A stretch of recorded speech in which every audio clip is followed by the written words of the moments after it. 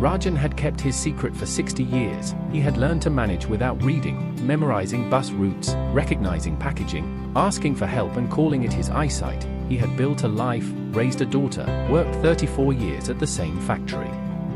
Nobody had ever known.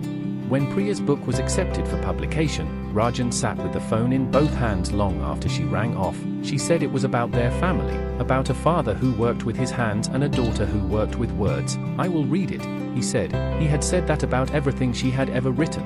He had never once been able to.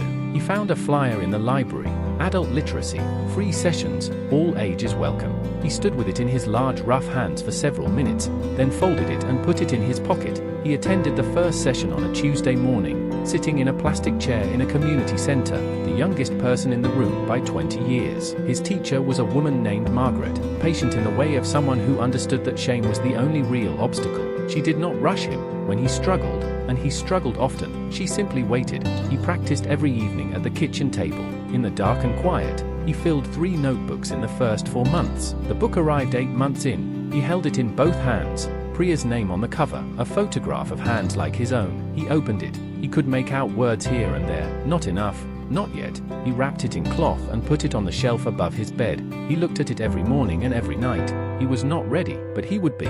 He kept going. Every Tuesday, every evening. He did not tell Priya. He wanted to finish the story before he told her it had happened. She called to say the book was being translated into 4 languages. He said, "Good, that is good."